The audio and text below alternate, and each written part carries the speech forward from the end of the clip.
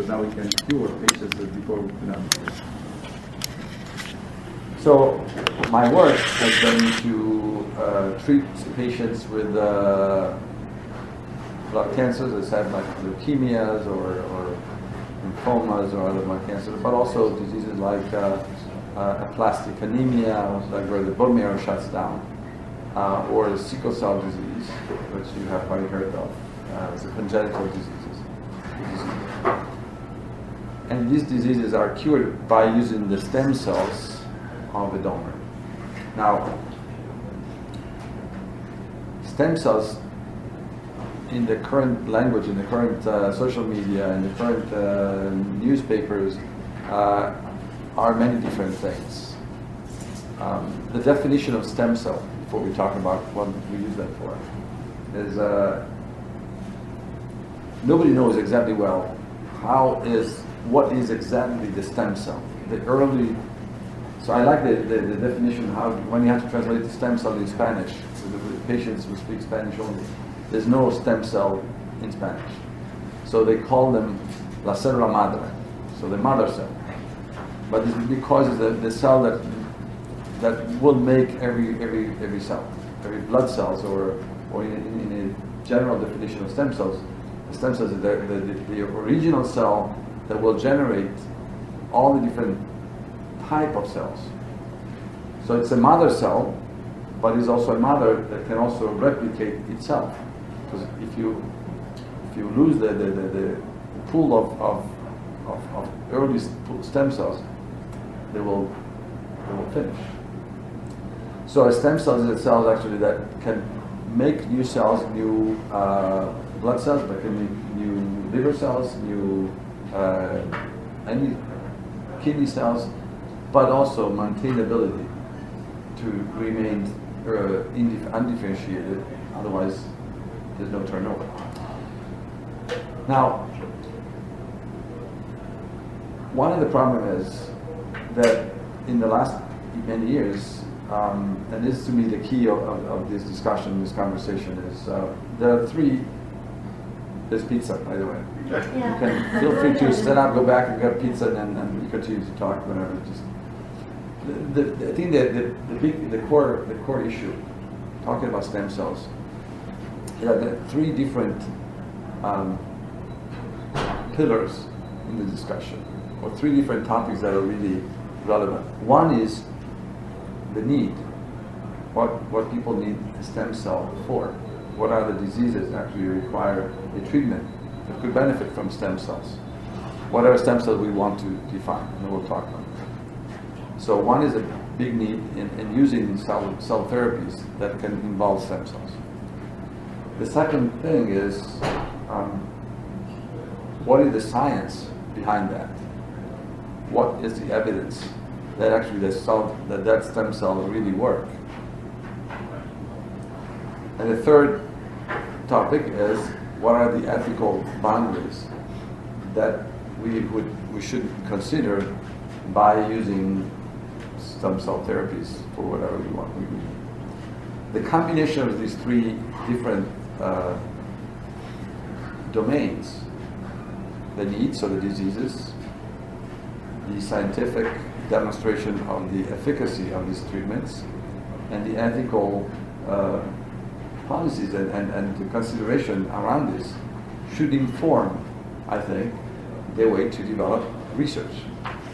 From a Catholic perspective, and we're going to go into a little more details, there are a few things that are really a big problem from an ethical standpoint.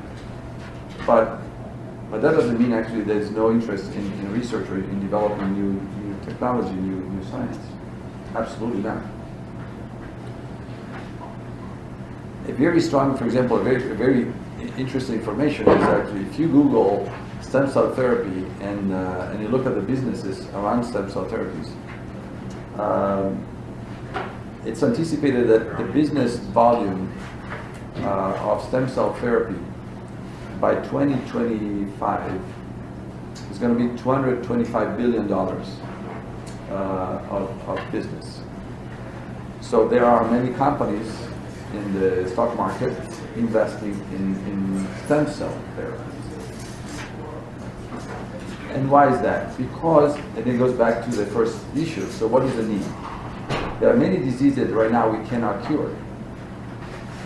And there's the hope or some initial evidence that could be cured with stem cells. Easy examples are degenerative diseases, neurologic diseases, Parkinson, Alzheimer's, rheumatoid arthritis, a long list of diseases. Actually, people are desperately looking for a cure. If your son or your father, or your brother, your sister, your wife, your husband was a sick patient, you will seek help wherever you can to try to help them or help her. And this is what has made this crazy world of stem cell therapy clinics all around the world, not only in the United States, but also especially in other countries. If you go to Mexico or to India, you can find clinics on the website that can cure any disease with stem cell therapies. And this goes to the second domain, which is the scientific evidence, or do they really work?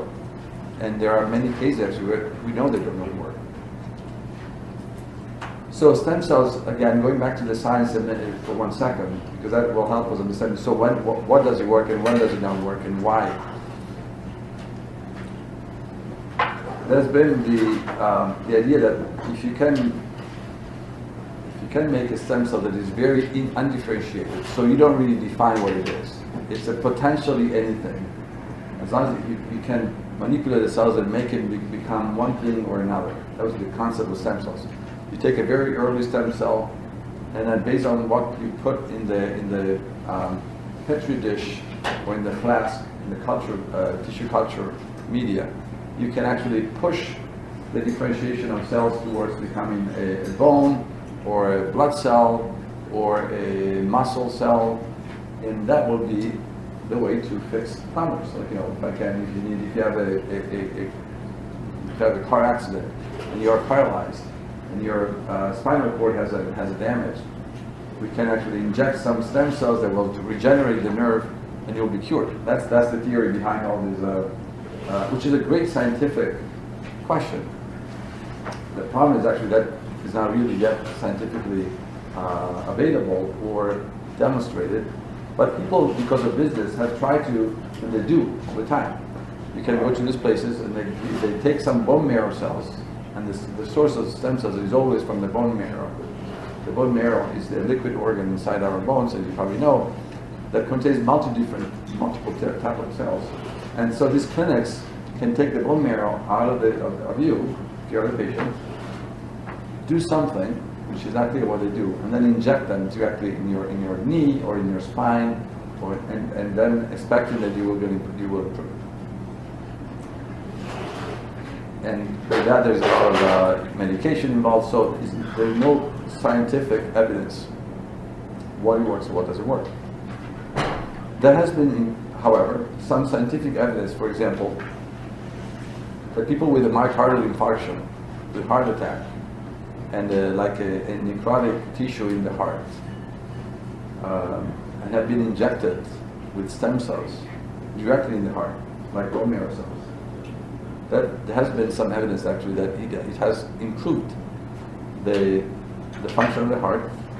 And for years, people were debating: is it because the cells become myocardial cells? Do they become muscle cells of the heart, or because their effect facilitates the heart to regenerate, like that? So there's a lot of science behind that. The issue is, though, to me, that from an ethical standpoint, the evidence-based application of any research product should be absolutely the first condition in order to use it. Instead, because there are bypasses. Basically, you can take bone marrow cells, they don't hurt, and you can inject them, and they say, well, they're not going to hurt the patient, but these are all for-profit initiatives to trying to make money.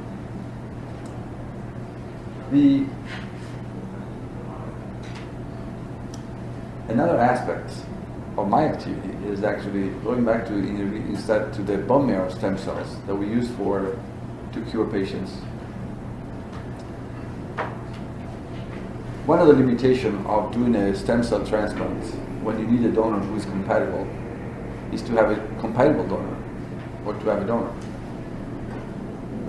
Let's say you have a son with sickle cell disease or with another congenital disease, very severe, and you know that your child, your own child, will probably die in a few years because of this disease. I don't know if you're too young, but probably you don't have any children, but when you have a child, there's nothing more valuable in your life. You're ready to die yourself to save the life of your child. So if you have a child with that kind of disease and you know no treatment, you look for anything you can, you try anything you can to save your child. And as a parent, I can guarantee you that, anything. It's not about money, about anything. You try. And as a physician, the same thing. If your patient is a child and you want to find something to help that patient as much as you can. So let's say that your son has a disease that can be cured with a bone marrow transplant.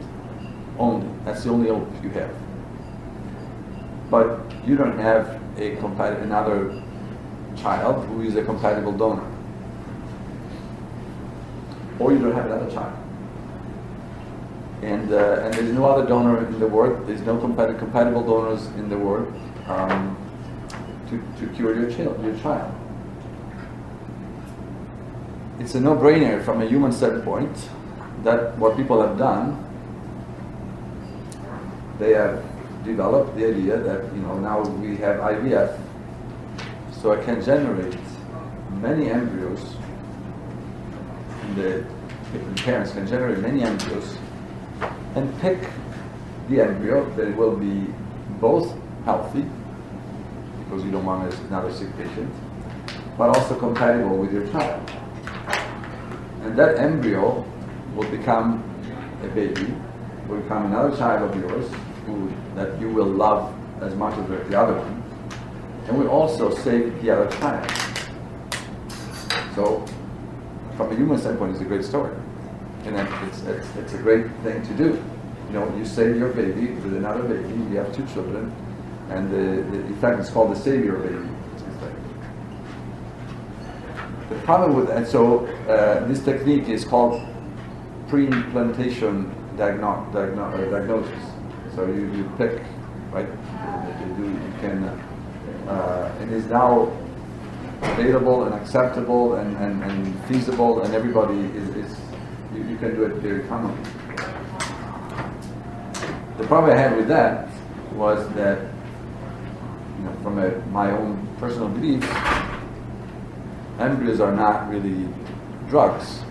I'm not having a transfusion, and so the value of an embryo to me is the value of a human life, which could be a religious belief, could be a human belief, but the value of an embryo so to pick an embryo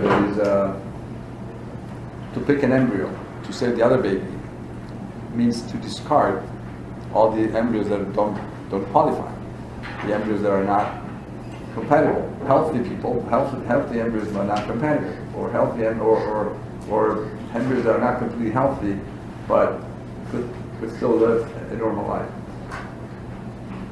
So that's an ethical issue that right now has been questioned, and many doctors don't actually think it's even an issue anymore. This is available, this has been done. And actually the argument of people who against me would say, well, it's still better to do this procedure, to do a pre-implantation diagnosis and the implantation of the right embryo. It's still better than having an abortion. So you have another child, the child is not compatible or is not healthy, you're going to have an abortion until you find out. Which is, some way maybe true, but not really that much. I wrote actually a letter about this a few months ago in a scientific journal because I said, well, there's a way now to fix that. From an ethical standpoint, we're going to debate for all our life. So if we disagree, there's no way. And if I value the embryo, I can't accept it. And if you don't value the embryo, then you're absolutely right. So there's no way to. But now, for example, doing incompatible transplants, where we find that a parent is a donor. When we can do transplant with people with only 50% compatibility. So any child, by definition, is 50% compatible with the parent. Because half of the genes are inherited from mom and half from dad. And a child can be the donor to the parent. A grandchild, a grandfather, a cousin, a niece, an uncle. So the possibility of having a transplant right now is so large that maybe you don't need to do an embryo that is compatible with your child to save your baby. So those are ethical concerns, an ethical solution that we face and that you can face in your life, depending on what you think is valuable. It's not the only embryo-related concern. I'm sure you have heard, so the embryonic stem cells have been a topic of discussion since President Bush, when he limited the funding to only a few cell lines, and then Obama opened up more funding to the cell lines. But it's not about the cell lines. So cell lines actually are not a big deal, because cell lines are generated and achieved. The concept is using embryos, human embryos, to any kind of disease or any kind of therapy. It's the same thing as the transplantation, the same ethical concern. I always made, I don't know if a few years ago, I gave a talk at the, technically probably you were too young, you were not there, so I can repeat that same story. The example I give to make people understand why, to me, embryos are not a good option for treatment is because my own personal life experience. When my wife and I had a baby who actually had major abnormalities, genetic abnormalities, and our daughter died 40 days after she was born. If that baby would have never been born, well, we did not know about this condition, but even if we knew, it wouldn't change anything. But that would be the perfect example. It's a classic example why women would be strongly advised to have an abortion, because there's no life with that kind of disease at trisomy 18. You know, some of you are studying pediatrics, or it's a death sentence. But so that embryo had no value according to the common beliefs or standard policies of our society. Our experience was that, and we had another baby at the time who actually was healthy. And what we learned actually was that embryo that became our daughter, then died 40 days later, had so much value to us and brought us so much knowledge and human awareness of what life actually is, which is a gift. It's not really what you want. It's something you get, and then we learn, and we, in some way, we enjoy. Not that we were happy to do this, we have that, but it was a very great experience of from a human standpoint, of love and understanding the value of the other child we had at the time. That was basically no difference. We understood there was no difference between the two children. They were a gift to us with a lot of meaning, and we had no control. So that's a small example of what the value of an embryo is to me. So that's why I'm really, and I don't like the definition of pro-life or no, because I don't think nobody's against the life. People who actually are favorable to abortion, I don't think they are against the life. They have other issues that they prefer. defending in some way, but it's the value and the dignity of any human being at any possible stage that actually makes me be a doctor. I go to Nepal, India, Nigeria, and all these places, not because I make more money, not because I have a great scientific project that is going to give me, it's because I think that those people there are as important as me, and as important as any patient anywhere, so why not? So that's the same thing. So go from an embryo to a Nepal public hospital. That's who I am. There's been a big advance in science with the Dr. Yamanaka from Japan won the Nobel Prize a few years ago because he kind of figured out, we have about 25,000 genes in our cells, and he picked four genes out of 20,000, and he inserted 4 genes in a skin cell, and that skin cell regressed to a embryonic stage of undifferentiation. So they made the cells go back to like a movie. We go from adult to embryo only by injecting 4 genes. But these were not embryonic cells, were like embryonic-like cells, and he called them IPS, pluripotent stem cells. With the idea that actually you can reverse immature cells like a skin cell of your own, making that a very early stem cells, and then push that cells to become a liver or an organ. That would be it is a great story, because actually there's no ethical issues there. You could actually, the problem is it's hard to make it work, but ideally you can actually develop a therapy for someone who needs a kidney transplant or a liver transplant, and get their own cells, make the liver in the lab and put it back, and so there's no rejection, there's no risk of, because it's the same patient. And that's an area of research actually that to me is extremely fascinating, and that a lot of people are invested on from a research standpoint, from a company standpoint, because it's a good way, for example, to do research, because it does not have any major ethical issue, although it has major scientific issue, because before you can really apply this thing, one of the risks of this technology in the animal models that has been, of course, developed a lot, is actually, well, first of all, they cut the genes to 2. You need only 2 of those 4 genes to do that, which is good. But then when the cells, they become so undifferentiated, and when you start pushing them to become something, it's still easy to have some cells to become cancer, to become tumors. So they start pushing, proliferate, and then, so we need more science before someone comes up with the idea to offer you a stem cell therapy with your own skin cells, and that's a concern. So the concern is more scientific in that case. But it's a great area of development. Another area of big concern, as you probably heard recently, is the gene editing of cells, of stem cells. I think you had a talk about CRISPR, right? CRISPR technology. You know what? Does everybody know what CRISPR is? You do. So CRISPR technology is a technology that allows you, it's a great technology, by the way, allows you to cut some piece of DNA and replace it. And so, I think the guy discovered it as one of the Nobel Prize.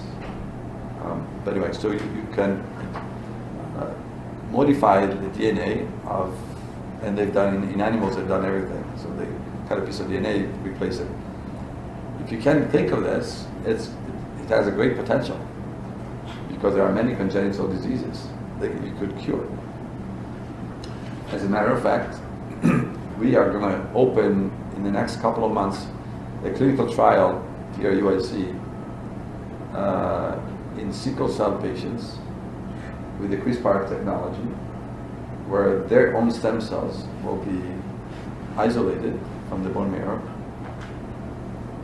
modified with CRISPR technology to to modify one gene, so they will make more hemoglobin F after and then the cells will be, the patient will get chemotherapy, will get re-infused into the patient, and the patient will make more hemoglobin F, so they would not have sickle cell disease anymore.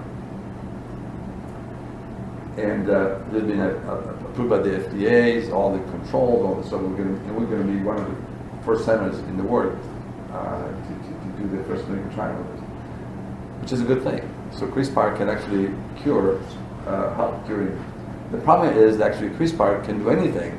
So it's not CRISPR the bad thing, it's how to use CRISPR. The recent information from China is totally crazy. But this guy in China, I don't know if you heard that, but they did not publish in any scientific paper yet. They just announced it, that they had many children who actually had a CRISPR modified genes before being born. The scientific idea, which is crazy, super crazy, was actually they deleted a gene. They deleted off a gene called CXCR5. The gene CXCR5 codes for CXCR5 protein, which is a receptor that allows HIV to attack the cells. So if you don't have CXCR5 and you have an encounter with an HIV virus, you don't get infected with HIV.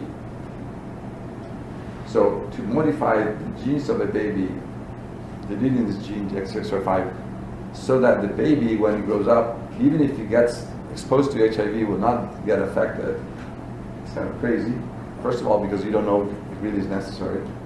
Two, eventually, not that we want to have HIV, but HIV right now is not a lethal disease. Actually, people can live a normal life. And third, you don't really know when you delete the CXCR5 at the embryonic stage what else you deleted or what else happened. So you would not have any. We don't know. And fourth, apparently they did not even ask permission to the parents. That was another Chinese story. But so that's an example of a very unethical use of CRISPR. And one more thing too, there was another gene that also protected people from HIV. They didn't even touch that one. So in essence, they did half of what they should have done to protect that child anyway. Yeah. So for the children. I mean, eventually, I would understand if you want to cure a disease, but just to prevent some. So it was crazy. So the comment is the ethical issue is not CRISPR is a bad thing. CRISPR, how to apply CRISPR or any technology can be good or bad, and there's not yet a legal or but even if you define a legal framework, which we should, and I think that I think one of the area of development of academics will be the combination of how to apply it, like you do right now in bioengineering and medicine. There'll be legal studies and medicine, as well as IT technology and medicine. Everything will have this ramification of policy, which is very important. But then it will be someone in China or in Russia or in Italy, just make sure that I in my own country. It will be crazy to do a crazy experiment and then what do you do? And that's the ethical thing.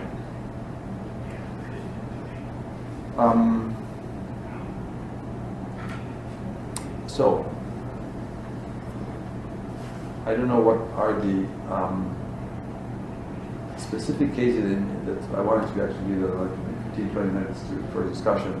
And I'd be happy to discuss into any of these things that I mentioned to you to see what you're more interested in and what are the question you ask or what the concern you have, that how do we as a academic community, as an Integritas, it's like an ethical perspective, not just have an opinion or to judge this is good, this is bad, but how do we help and how do we improve actually, how do we understand better, how to create this environment where people can discuss and find actually things that could actually be useful.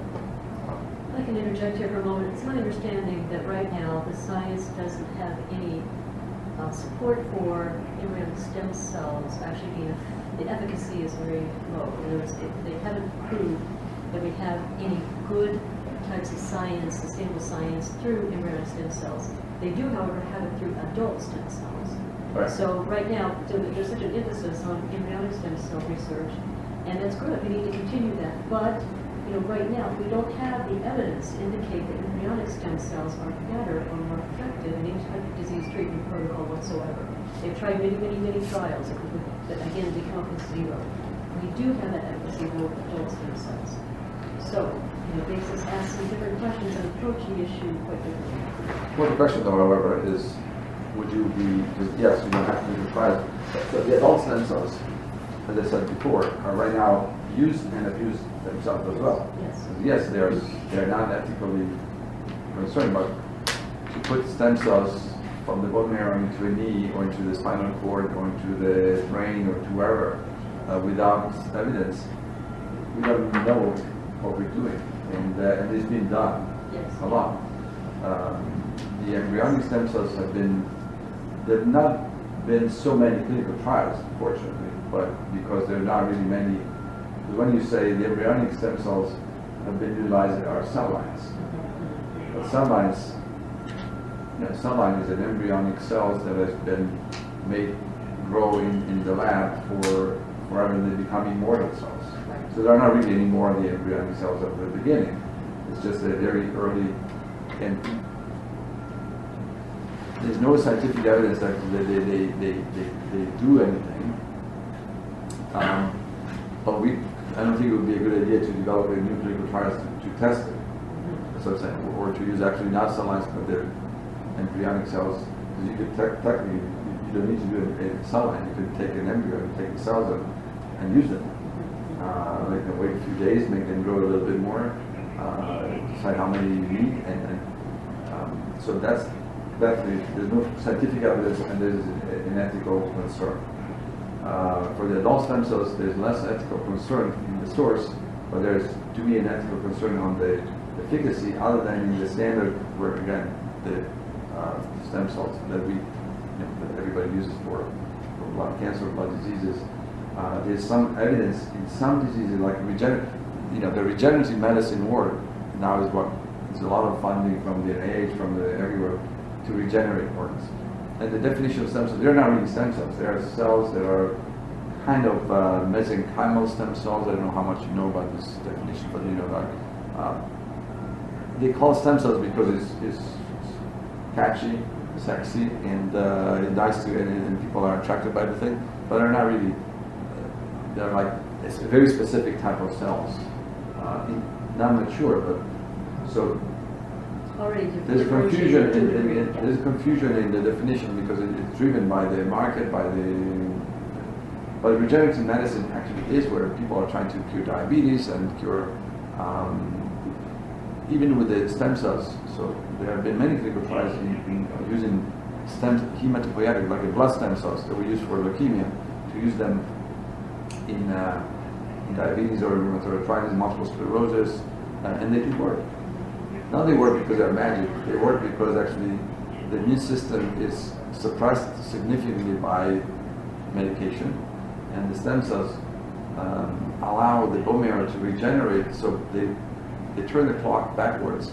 So the disease actually, many autoimmune diseases actually are reset to an early stage, so there are years of good condition, and so. But those are great application.